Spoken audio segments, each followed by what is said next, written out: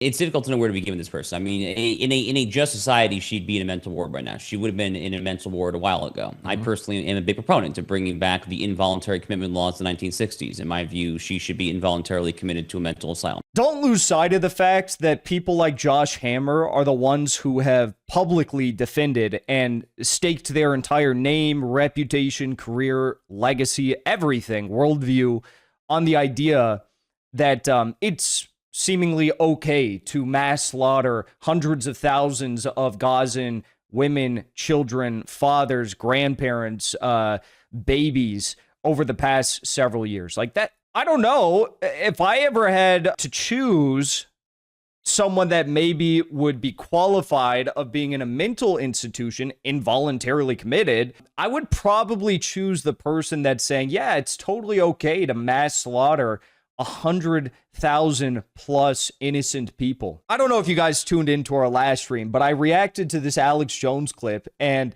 a lot of people were making a fuss about this on Twitter and saying, oh, wow, isn't this crazy? Alex Jones and Candace Owens are beefing. Now, I kind of took something else away from this clip, and what I took away was I found it a little bit weird, and I'm not questioning any of Alex Jones's. I'm not questioning his faith. I'm not questioning. I would never do that. I think that's ridiculous to do that. But I did find it that bit, to use the Trump phrase, sanctimonious, that Alex Jones was coming out and saying, I pray for Candace Owens. Alex, I love you, but this is the wrong approach here. You might disagree with Candace. You might think she's going down a path that will lead to no golden goose or whatever. You know, she may very well be headed down a path that leads to nothing. But like, let her do that. Who cares? Why is that so?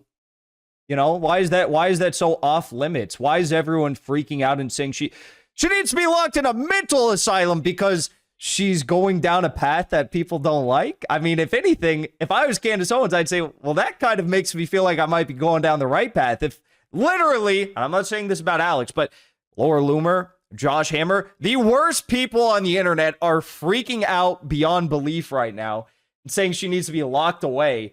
So I'm going to say that maybe there's a chance she's over the target, because let me put it to you this way. Laura Loomer, Josh Hammer, they don't care about the well-being, the health, the sanity of Candace Owens. They don't care. They would rather her actually be insane and locked in a mental asylum, like legitimately insane. But the truth is, I feel like they're chimping out right now because they don't want her to talk about this. Again, she might be wrong. She might be wrong. She might be right in the sense that something weird was happening, but maybe it's not related to exactly what she's looking into. I mean, something happened. Candace has the actual, Fort Huachuca military police report to show that there was actually a meeting that took place, and the guy, Mitch or whatever, that she brought on, he was actually there. It's all real. We'll talk about that more later on. But so I played this video for you. I'll just briefly. I don't know how many of you guys saw it. All right, let me add the audio. Most of you that pay attention know I am not the internet police. I don't infight. I don't try to focus on what other people are theorizing about or doing.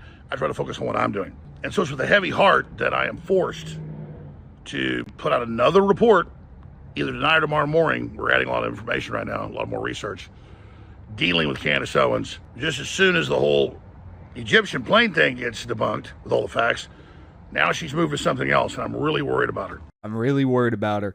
Dealing with Candace. It's just interesting choice of words, Maybe debunking would be a more appropriate choice of words if you're in a seeming, you're in a form of a polemic over this conspiracy theory. You're going back and forth. It's like debunking maybe, but dealing with almost sounds like you're saying controlling. Almost seems like, am I reading too much into this? I don't know. I'm worried about her. Well, I just find this a bit weird. As Alex Jones said at the start of the clip, he did say, that this was, he's not the internet police. And he is not. He's really not. He is the conspiracy theorist guy, as we all know, and we love him for. But this is like the one conspiracy theory that can't talk about that one. Can't talk about that one. You know, it's the same thing. Well, Nick Fuentes gets a lot wrong. I mean, he's cheerleading for war in Venezuela. But, you know, he's the guy that says, like, he says, the Jews are to blame for everything. You know, my receding hairline, the Jews are to blame for it. But this time, you know, can't talk about that one. So let's just watch a little bit more. I'm worried about her and her mind, and I'm also worried about the country and where this is going. It's good to question Charlie Kirk's assassination. I have big questions. We know Cash Patel covered up an investigation into accomplices. Which is true. Alex Jones has done a good job covering the fact that, you know, there's been CIA whistleblowers about the cover-up of the foreign intelligence, you know, investigation that Tulsi Gabbard and Joe Kent were leading into the investigation. Again, it just makes me question, why are they so fearful about her looking into this? What, because it may implicate our own government? What, because maybe she stumbled onto something she shouldn't have? And we, you know, maybe the official, which, you know, the official way that the CIA, FBI, all these, you know, three-letter agencies, alphabet soup, the way that they deal with these things is, you know, they have an official narrative, they have a backup narrative that they propagate into the masses, and they have a Plan C narrative that they also, you know, are putting out into the masses, and everyone's infighting over which narrative is correct and which parts are wrong, and da-da-da. And then until 70 years later, and no one even the CIA doesn't remember which story was right. You're dressed up like AJ and showing muscles rolling on the floor laughing. I don't know about that, but this is, it's just weird. So I saw this video and I reacted to it at the time. None of the other statements had come out. And I said, kind of sounds like Alex Jones is doing what has been done so many times in the past when they say, Michael Jackson trying to compete with Sony, trying to buy the Beatles catalog. Yeah, he's crazy. Put him in a mental asylum, you know, drug him up, put him in a mental asylum. Kanye West, crazy, mental asylum, drug him. You know, kind of sounds like that's what he was not directly stating, but saying, I pray for her. She's you know, losing her mind over this, these sorts of things, right? I broke that up before it hit the mainstream news. So I'm not saying don't question, but her latest source in what she's done, implicating the U.S. military, and all this other stuff is just so damaging. And when you go investigate it, it's so crazy. And just like with the Egyptian plane, she says she has the metadata, then publish it. And when she did publish it, and it got fact-checked, it wasn't accurate. Candace, we care about you. But you just doubled down again with something even more absurd. And I hate watching you destroy yourself like this. Who said anything about destroying herself? You doubled down again. I'm praying for you. I'm worried for you. No, that's kind of like the job of a journalist, actually, is you leave no stone unturned, as Erica Kirk said. You go down every single path, and if path A doesn't lead you to a conclusion, you say, okay, path A, not the right path. Path B? Nope, not path B. Okay, let's go. The problem is that, as we all know now, Candace does actually have some meat to back up the theories that are being put forward about Fort Huachuca. Because we have an actual military police report from Fort Huachuca military police that at least show that some of what is being alleged is true, that there was a meeting, that her source was there, that there was a bomb threat that was called in, and that there was an extensive debriefing with the military police or military intelligence with her source on that day, September 9th, the day before the assassination. But anyways, so that's where it all started. I said, that's weird.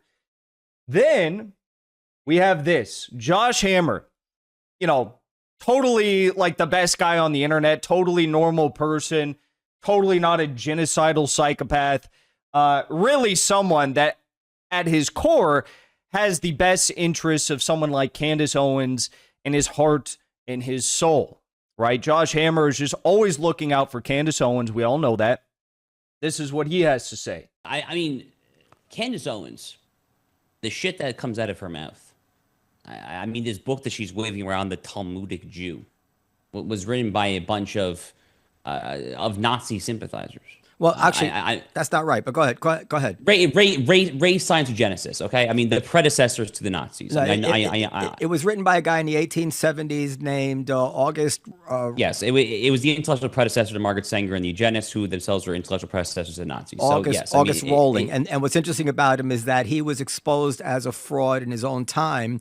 He was exposed by the Catholic Church and by the Emperor of Austria. So he was a discredited anti-Semite at a time when it was very difficult to be discredited as an anti-Semite. I did some research, I tweeted about it. It got like 1.5 million views already. So anybody can check that out. But go ahead. So because she waved around a book that was written by someone who lived, 70 years before World War II, that's now a massive problem.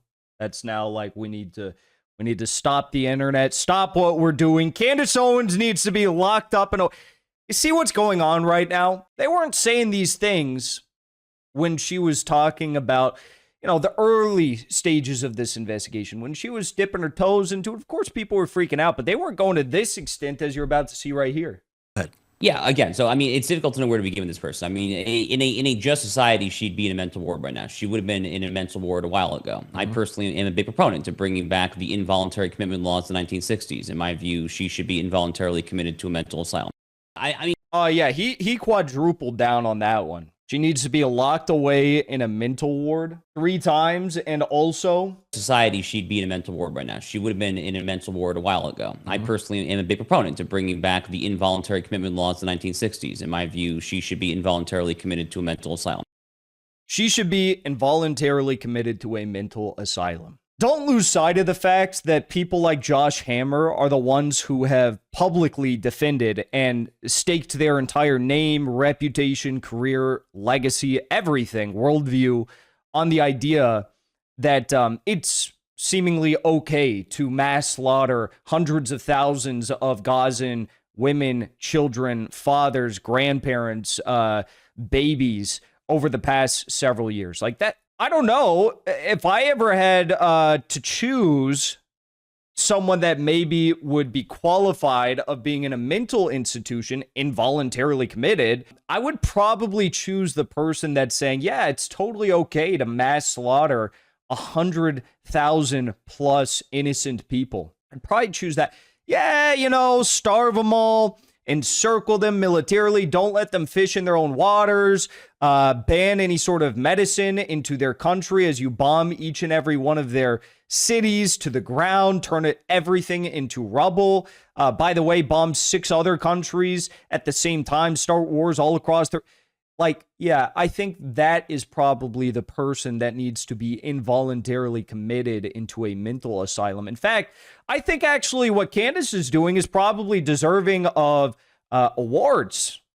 I think she should get journalism awards because clearly she's done far more in actually attempting to uncover what's gone on here with this cover. I mean, regardless of whether you think Candace is arriving or has arrived at a correct analysis of what actually took place, maybe you watching right now, you think that the government of Thailand was responsible for the Charlie Kirk assassination. Maybe that's what you're hedging your bets on, and you disagree vehemently with Candace.